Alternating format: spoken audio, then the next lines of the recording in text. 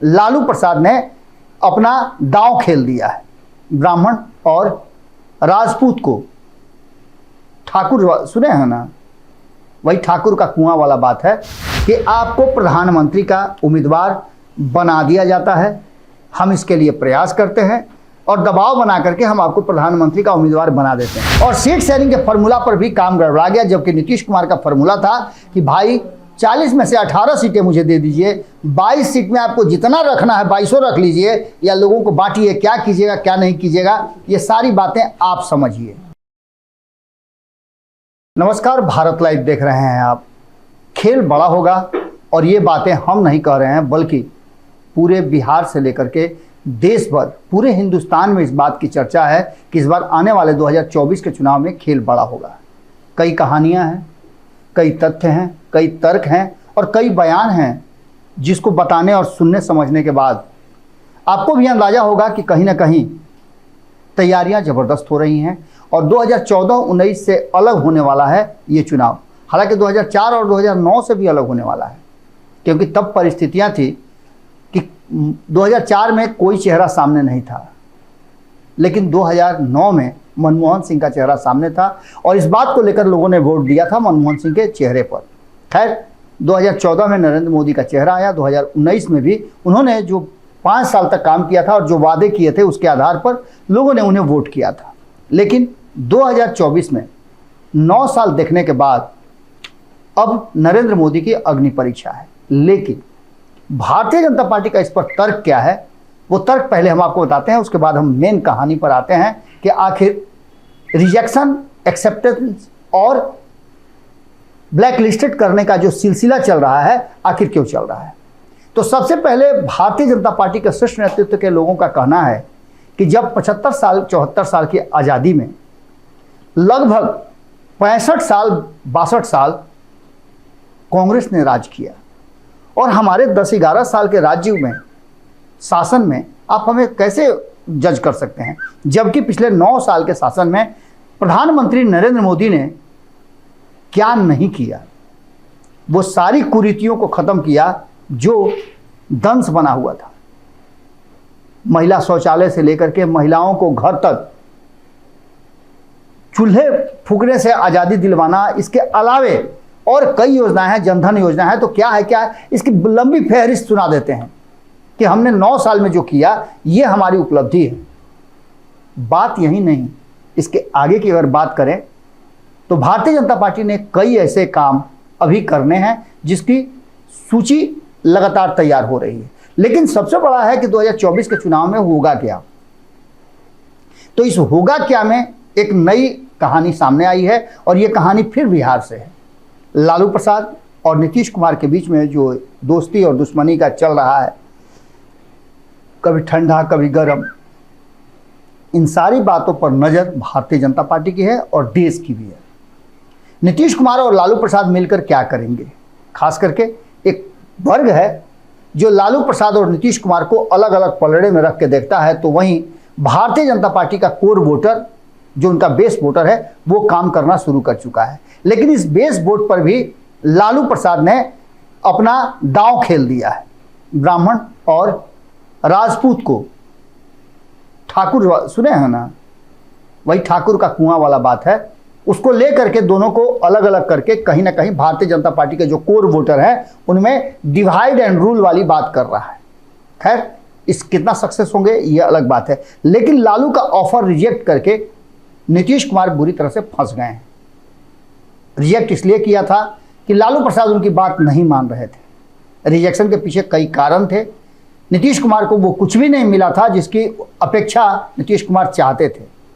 वहीं आपको बता दें कि अब जबकि उनकी पार्टी के भीतर भी कई तरह की चर्चाएं चल रही हैं, हालांकि पार्टी के शीर्ष नेतृत्व जिनके बीच में टकराव हुआ उन्होंने ही इनकार कर दिया कि ऐसा कुछ भी नहीं हुआ था। दूसरी तरफ आप ये भी देख सकते हैं कि जब एक दिन बाद मीडिया के कर्मियों ने पूछा कि आपके और फलाने के बीच में क्या हुआ था, तो आपने देखा कि पार्ट ए और पार्ट बी किस तरह से मीडिया पर ही बमक गए थे। एक आदमी ने तो माइक फेंक दिया और दूसरे आदमी माइक को झटक दिया, बोला क्या ये सब फालतू बात करते हैं आप लोग, जाइए। यानी कि बात में कुछ ना कुछ तो है। लेकिन इन सारी बातों के साथ अब तक 7-8 बार लालू और नीतीश की मुलाकात हुई। जब नीतीश कुमार लालू प्रसाद से मिलने आज से 1 सप्ताह पहले पहुंचे, जिस दिन वो राजगीर चले गए थे, तो नीतीश कुमार वहां से बैरंग लौटे। तेजस्वी यादव और राबड़ी देवी से उनकी बातचीत हुई, लेकिन वो बेसिकली गए तो थे लालू प्रसाद से मिलने के लिए। मुलाकात नहीं हुई तो नीतीश कुमार कुछ दिन के बाद जब लालू प्रसाद लौटे फिर गए मुलाकात करने, बातचीत हुई, लेकिन ये बात अधूरी थी और लालू प्रसाद को लगा कि कहीं ऐसा ना हो कि नीतीश मेरे यहाँ आए और मुझसे मुलाकात नहीं हुई तो उसके चलते नाराज हो जाए।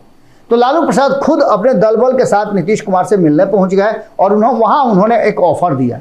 ऑफर था कि आपको प्रधानमंत्री का उम्मीदवार बना दिया जाता है, हम इसके लिए प्रयास करते हैं और दबाव बना करके हम आपको प्रधानमंत्री का उम्मीदवार बना देते हैं, लेकिन बदले में एक शर्त रख दी। शर्त यह थी कि आप तेजस्वी यादव को मुख्यमंत्री की कुर्सी सौंप दें। और ये टाइमिंग देखिएगा आप, टाइमिंग इसलिए भी ज़्यादा महत्वपूर्ण होता है कि राजनीति में टाइमिंग ही तो होता है। ये बातें लालू प्रसाद ने तब कही जब तेजस्वी यादव बिहार से बाहर थे। बिहार से बाहर तेजस्वी यादव के आने की भी सूचना हो रही थी, लेकिन तेजस्वी यादव ने जो दिल्ली में बात कही, मीडिया कर्मियों ने पूछा कि बिहार में क्या कुछ चल रहा है, आपने सुना ही होगा ठाकुर का कुआं हो गया है।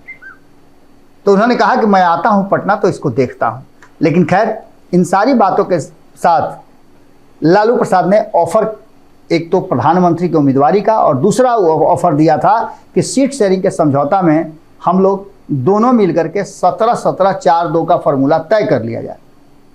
यानी 2019 में जैसे 17 सीटें आपको मिली थी वैसे ही कर लिया जाए। इस ऑफर को भी नीतीश कुमार ने रिजेक्ट कर दिया, क्योंकि उन्हें पता था कि 4 सीट पर किसी भी सूरत में कांग्रेस नहीं मानेगी और नीतीश कुमार को इसका घाटा होगा। इस बार नीतीश कुमार सिर्फ बिहार है नहीं, बिहार के इर्द गिर्द वाले राज्यों में भी अपना पैर जमाना चाहते हैं। राष्ट्रीय पार्टी बनने की होड़ में वो अब अपने से कोई फैसला करना चाहते हैं। अब तक उन्होंने भरोसा किया कभी आरसीपी सिंह पर, कभी ललन सिंह पर, लेकिन पार्टी राष्ट्रीय नहीं बन पाई। और मात्र 10 साल पहले बनी पार्टी राष्ट्रीय पार्टी बन गई अरविंद केजरीवाल की। नीतीश कुमार के नाम पर एक्सेप्टेंस नहीं है, इसलिए लालू प्रसाद की बात पर भरोसा भी उन्हें नहीं हुआ, इसलिए ऑफर स्वीकार नहीं किया। और सीट शेयरिंग के फॉर्मूला पर भी काम गड़बड़ा गया, जबकि नीतीश कुमार का फॉर्मूला था कि भाई 40 में से 18 सीटें मुझे दे दीजिए, 22 सीट में आपको जितना रखना है 2200 रख लीजिए या लोगों को बांटिए, क्या कीजिएगा क्या नहीं कीजिएगा ये सारी बातें आप समझिए। यहां आकर के मामला अटक गया। लेकिन अब इससे भी बड़ा मामला हो गया कि जैसे ही नीतीश कुमार ने लालू प्रसाद का ऑफर रिजेक्ट किया कि उधर से दिल्ली से फरमान आ गया, जिस फरमान को बिहार भाजपा के कई शीर्ष नेतृत्व के नेताओं ने, चाहे वो सम्राट चौधरी हों, चाहे राजेंद्र सिंह की बात कर लें, चाहे हरीश रानी की बात कर लें, सुशील मोदी की बात कर लें, इन सारे नेताओं ने कहा कि नीतीश कुमार के लिए कोई रास्ता नहीं है। नीतीश कुमार हमारी पार्टी से ब्लैक लिस्टेड कर दिया गया है और ब्लैक लिस्टेड आदमी को कोई भी अपने साथ रखना नहीं चाहता है। यानी कि हाथों तसे गईल और गोड़ों तसे गईल। अब ऐसी स्थिति में नीतीश कुमार करेंगे क्या? तो आने वाली राजनीति जो है इसी पर पूरी तरह से डिपेंड होगी। और बिहार की इस राजनीति में नीतीश कुमार के रिजेक्शन लालू प्रसाद के ऑफर का और भारतीय जनता पार्टी का उनको ब्लैक लिस्टेड करना किस तरह से अब बिहार की राजनीति को दशा और दिशा देता है, क्या बदलाव होते हैं, ये देखना दिलचस्प होगा। लेकिन साथ में अंततः आपको लास्ट में ये कहते हुए हम जा रहे हैं कि सियासत है, सियासत में कभी भी कोई चीज़ अस्थाई नहीं होती है, न दोस्ती न दुश्मनी। बहुत बहुत धन्यवाद, नमस्कार। अगर ये वीडियो पसंद आई और वह बिहार के राजनीति और बिहारियत से सरोकार रखेनी तो सब्सक्राइब बटन दबा के चैनल के सब्सक्राइब कर ली। ओजे एगो घंटी बा, ओकरा बटन दबा देला से कुल सटीक और मारक खबर रुआ मुफ्त में मिल जाई। अगर रुआ पत्रकारिता के हमनी के नया प्रयोग में सहयोग कर चाहतानी तो ज्वाइन बटन दबा दी। पेटीएम नंबर नोट कर ली 9386816700। धन्यवाद।